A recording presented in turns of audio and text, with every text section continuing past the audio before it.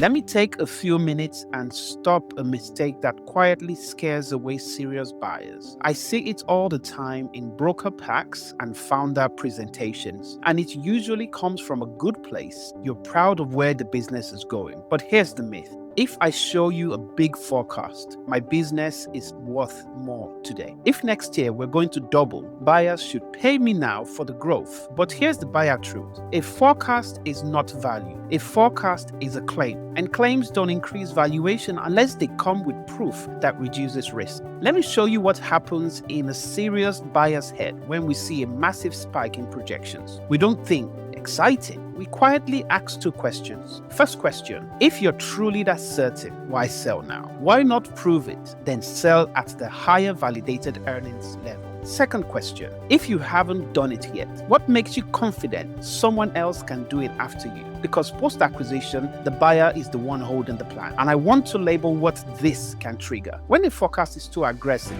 it can create a trust problem. Not because you're lying, but because buyers have seen optimism used as a cover before. So a huge spike can make a serious buyer think, what am I not seeing? And that's how a forecast accidentally turns into tougher negotiation, more due diligence, more diligence, more structure, more holdbacks, more earnouts, or a quiet no without drama. Now, none of this means forecasts are useless. It means forecasts have a job. The job is not to inflate valuation. The job is to help a buyer understand the growth plan and decide between similar opportunities. So here's the right way to use a forecast. Don't sell me the number.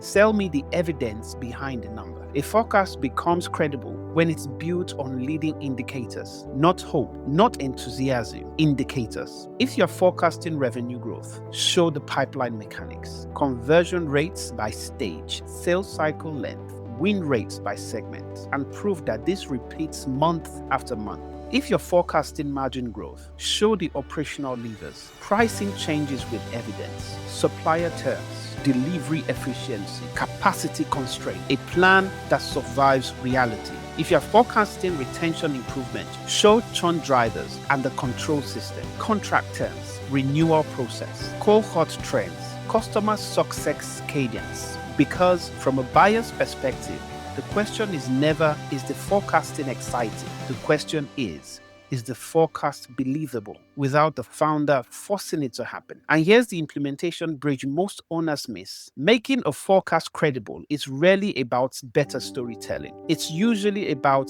better measurement and better operating systems. Practically, that means you work with the right specialist for the pillar you're trying to improve. If the gap is margins and decision grid numbers, you need a CFO or finance lead who can build clean management accounts and unit economics. If the gap is revenue predictability, you need a CRM or revenue ops specialist who can instrument the pipeline and make conversion measurable. If the gap is delivery and capacity, you need an ops or process expert who can standardize execution so growth doesn't create chaos. When those pieces are in place, the forecast stops being a promise. It becomes an execution plan a serious buyer can underwrite. If you want, I'm running a free session on how buyers value businesses and what specifically increases value before a sale. I put the link in the description and in the comments. If you want the buyer playbook before you're negotiating under pressure, grab a slot.